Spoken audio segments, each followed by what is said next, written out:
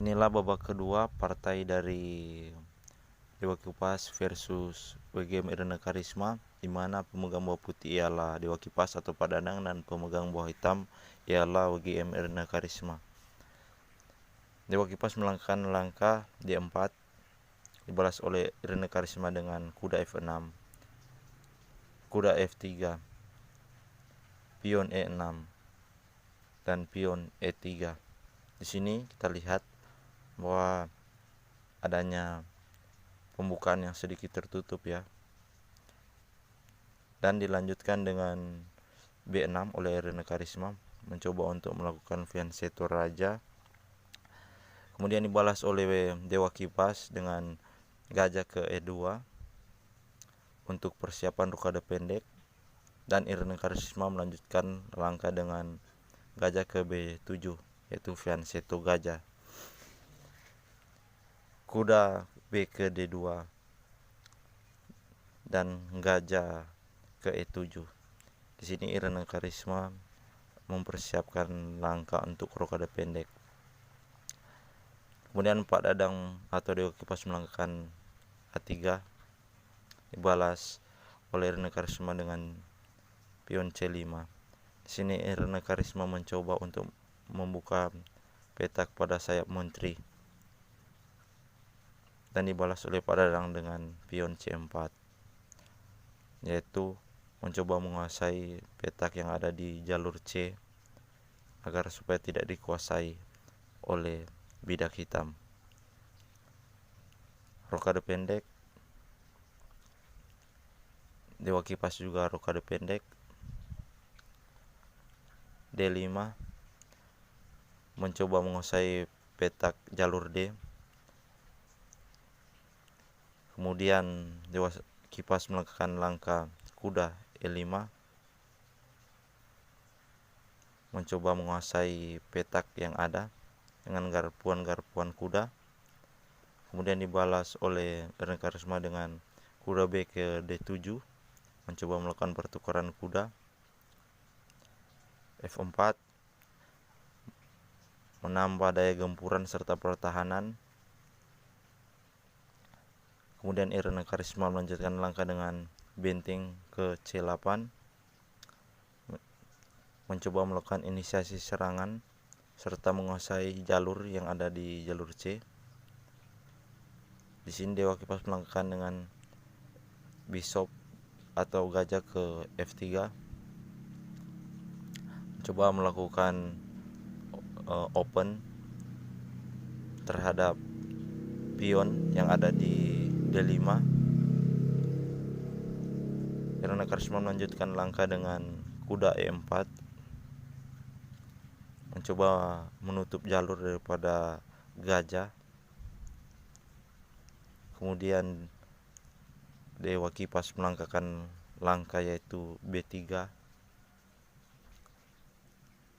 kuda D ke F6, menambah daya gempur sekaligus pertahanan. Kemudian Dewa Kipas melakukan langkah B2, gajah ke B2, melakukan fianchetto gajah. Kemudian kuda makan D2, melakukan pertukaran kuda yang dilakukan oleh Irena Karisma. Kemudian menteri makan kuda di D2, dan kuda kembali ke E4. Di sini Irena Karisma mencoba menekan pertahanan dari Dewa Kipas dengan garpuan-garpuan kuda. Oke, di sini Dewa Kipas melangkahkan langkah dengan menteri ke D3, F6, mengusir kuda yang ada di E5, dan Dewa Kipas melakukan kudanya ke G4, menghindari ancaman. Menteri hitam ke E8, mencoba memasuki sayap raja putih, dan Dewa Kipas melakukan langkah benteng A ke C1, menteri ke G6, pion H3, benteng F ke-8. Di sini Erna Karisma benar-benar menguasai petak ya, yang ada di jalur C dan D. Dan dilanjutkan langkah oleh Dewa Kipas dengan Raja ke H2. Di sini Pak Dadang atau Dewa Kipas mencoba menjaga petak G3 yang bisa diduduki oleh kuda dengan raja. Kemudian balas dengan H5, mengusir kuda yang ada di G4.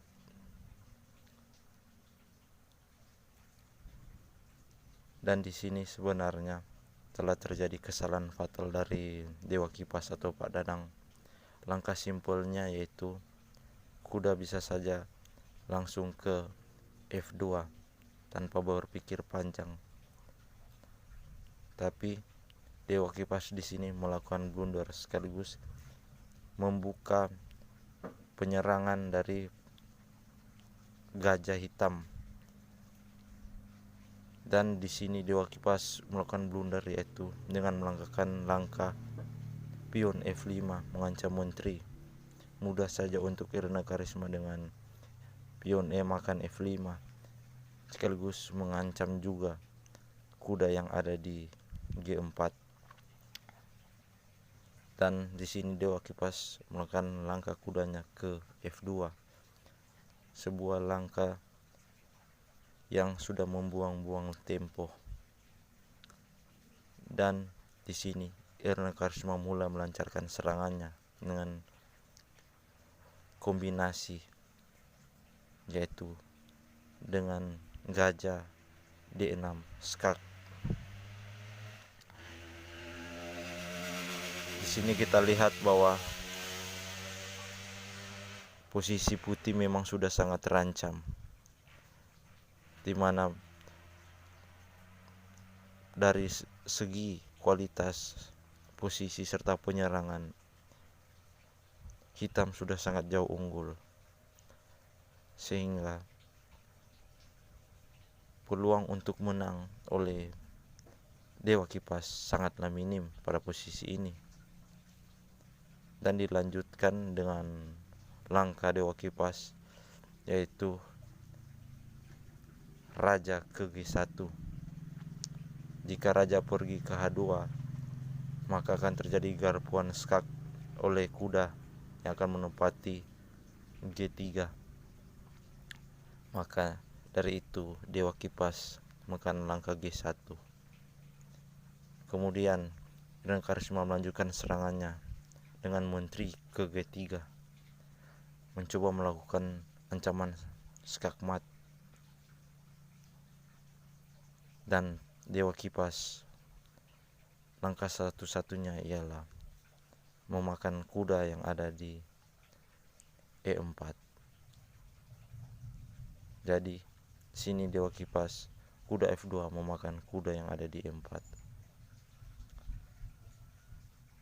Pion D makan E4. Terjadi garpuan terhadap menteri dan gajah putih, sehingga gajah putih tidak bisa lari. Sini menteri turun ke D2 menghindar dari ancaman pion E makan gajah yang ada di F3. Pada posisi ini sudah jelas sebenarnya kekalahan dari Dewa Kipas, namun masih dilanjutkan juga. Di sini Dewa Kipas melakukan langkah yaitu D5